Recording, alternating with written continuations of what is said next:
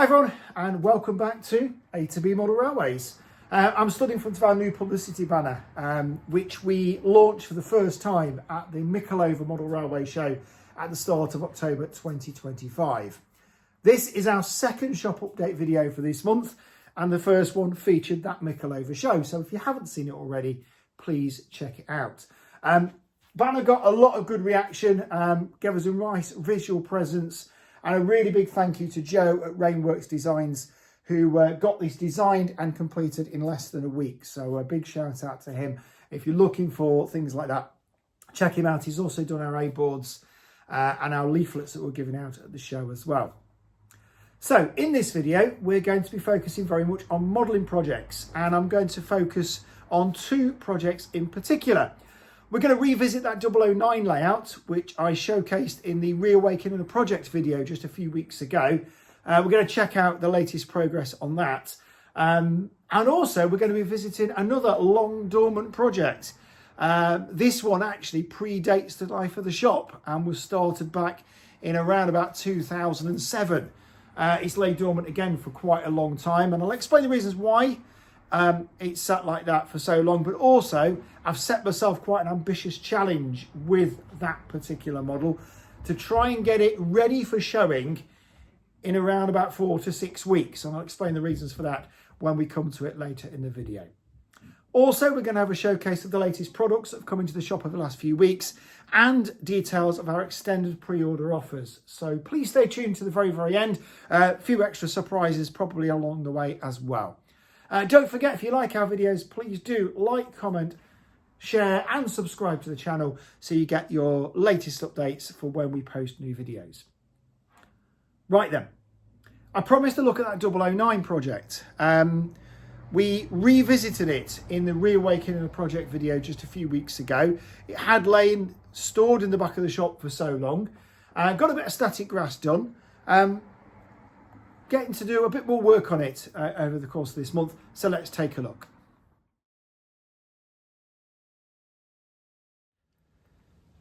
So let's revisit the 009 layout from a previous video first of all. If you saw the Reawakening a Project video, you will have seen me do a little bit of work on this layout. It had laid dormant for quite a while.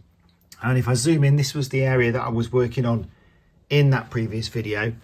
So sort of just this area here, I did the static grass and sort of the foliage around the edge. We've got sort of the earth colour sort of dropping down towards the track here. And it's all dried off quite nicely. The layout's been stored in my downstairs cloakroom actually for the last few weeks. It's a very small room and it's got a nice radiator in there, so it's helped it to dry. And it's coming along really well. But I think this area here, the main area of static grass, it's all one tone at the moment. I am going to sort of put another colour on there just to sort of blend it in and give it some texture, but that's not a job for today. I want to work on these outer areas here and get rid of as much of this sort of bright green as I can. So let's get to work on that. So for this part of the project, I'm going to be using some of this. It's nothing special. It's simple sawdust that has been dyed green.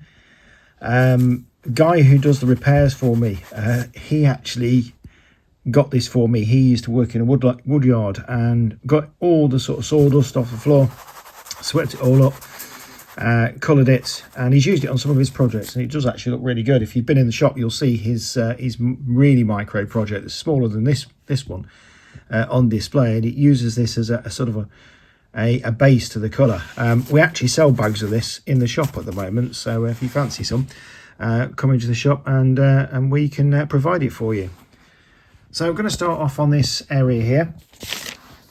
Same sort of thing as I did with the static grass. I'm just going to use some static tack, spread it all over there, and then I'm just going to brush it very liberally all over the embankment. Good job I've got the newspaper down because it's going everywhere, but never mind.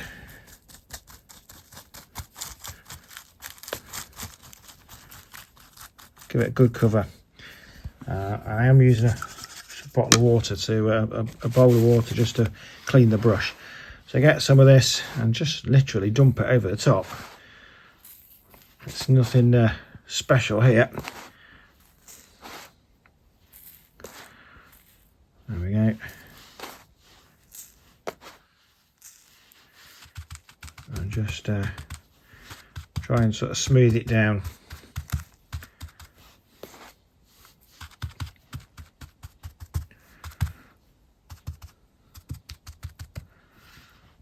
There we go. Right.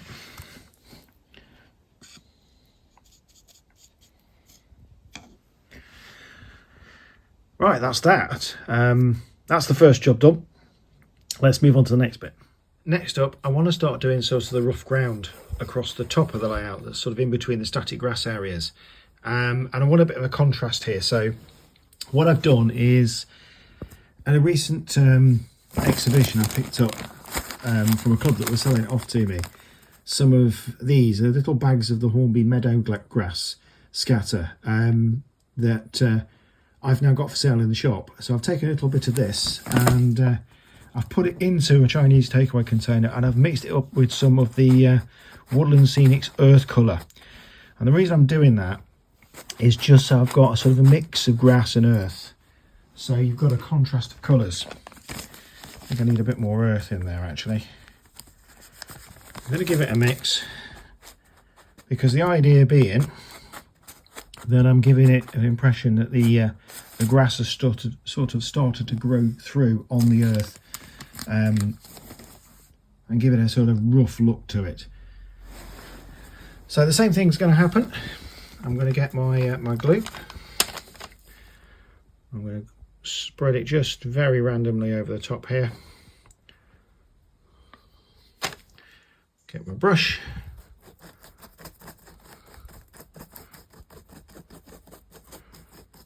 And just work along the top here. Doesn't matter the glue's drop down because it will dry clear anyway, so it's fine. Okay. And now I'm just going to start to work that into here.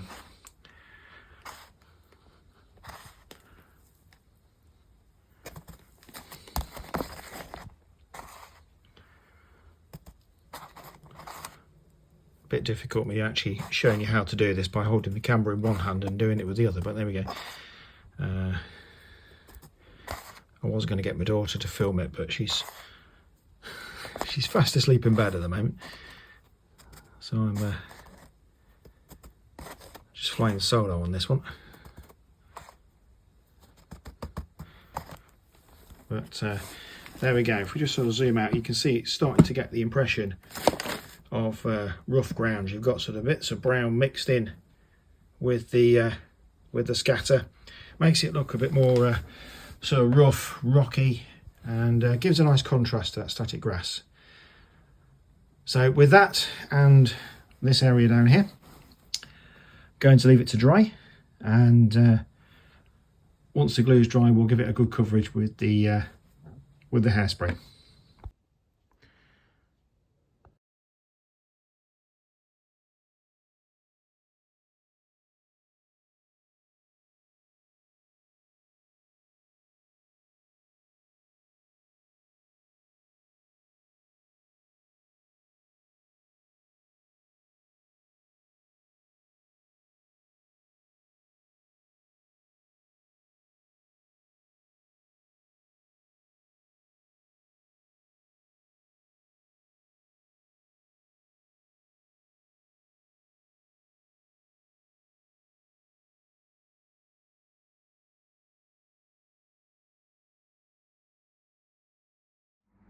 So we're making some progress on that project layout, and hopefully we'll have it ready for display in the shop in the new year. It's been a busy few weeks with the illuminations and so on, and of course our latest show. But we've got yet more products coming into the shop right now. So let's take a look at the new arrivals.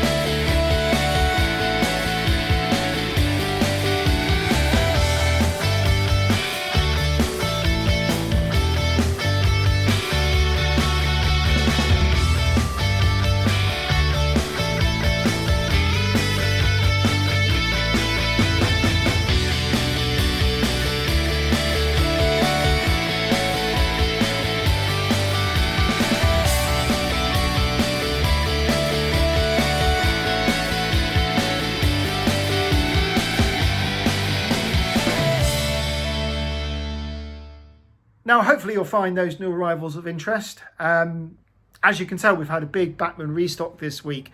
Lots of wagons coming back into stock, new arrivals, and some return to stock as well. Highlights for me, that mineral wagon triple pack looks really good, and the BR brake van as well, much needed for many people on their layouts.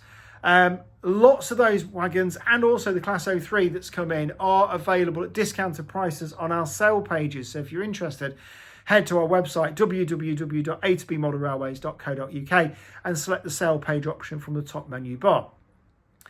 Those items and also the Squishmallows we include at the end of that little video are available in our eBay shop. So just search for A2B Model Railways on eBay. You'll find all our toys and gifts on there as well, because as you know, we are more than just a model shop and we do stock toys and gifts as well. I'm stood in front of some of them right now. Subbuteo has been a real big seller.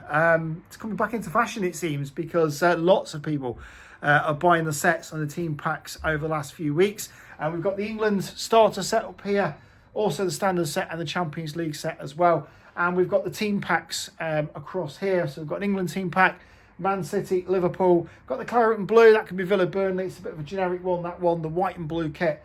And also the blue and white for Sheffield Wednesday just over here as well. Those are also available on our eBay shop right now. And if you look just up here, something a little bit different. We've got these character cushions that have come in over the last few weeks. We've got them ahead of the Illumination season here in Matlock Bath. Proved very, very popular. Lots of Disney characters. So you can see you've got Dumbo, we've got Winnie the Pooh, we've got Bambi up there. We've also got the princesses. We've got Lion King, all kinds of designs. So if they take your fancy, then why not come along to the shop and have a look? And we've also got these for the railway enthusiasts. These have been our best sellers so far. We've got a Mallard cushion, and we've also got the Flying Scotsman version as well. Now these all retail at $9.99, so quite good value. They're 45-inch cushions as well, so they're really big. Check them out, come to the shop, and if you're interested in anything, you can't make it down to the shop, just give us a call, 07304 068 905. Contact details on the website, and we can do mail order as well for you. These aren't on our website or eBay shop at the moment, because we've got a diverse range of products, but if you're interested in something, then we can probably accommodate it for you. Right, so those are our new arrivals. We're still running our pre-order offer. So we've extended our offer on the Class 47s, the new Bachmann Class 47s, due out early next year. We have extended our pre-order offer on that. If you didn't catch the details of our pre-order in the previous video, here's a quick reminder.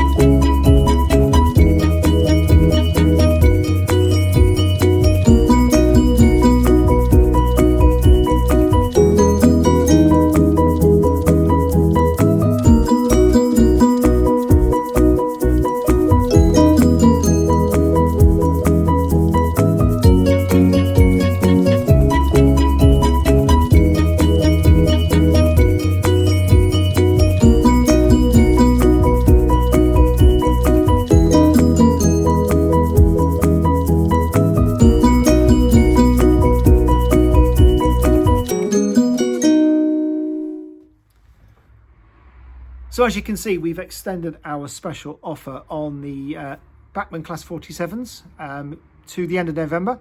You can head to our website, www.a2bmodelrailways.co.uk. You'll find all 5 liveries of the Class 47 on our homepage and also in the Bachmann diesel locomotive section. You can pre-order them in DCC Ready, Sound Fitted and Sound Fitted Deluxe formats. And if you do that before the end of November, we will send out a absolutely free Scenic mystery bundle worth at least £15. They come in their own box, a random selection of Scenic products from our stock, and the value is at least £15, often a lot more. Head to our website, you can place your orders, and we will get that box out to you. It's my way of saying thank you for your support. We're also extending that offer on the previously announced Blackburn 8F and the Graham Farish Hall and modified Hall locomotives. They're also available on our website. Head to our homepage, scroll down, you'll find them also in the relevant sections on the website. Pre-order either of those locomotives before the end of November and you'll also qualify for that Scenic Mystery Bundle offer.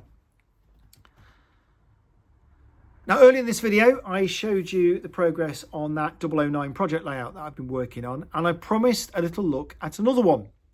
And this particular project, I'm hoping to revisit over the next couple of videos as well, because I'm setting myself a little bit of a challenge. I want to get this model up to sort of showing standard by the middle of November, end of November at the latest, because I want it to form part of our display for Christmas in the shop window. So it's a bit of a challenge because this model has been laying dormant for quite some years. Its origins date back to, I don't know how long ago, probably 15 years or more, if not longer.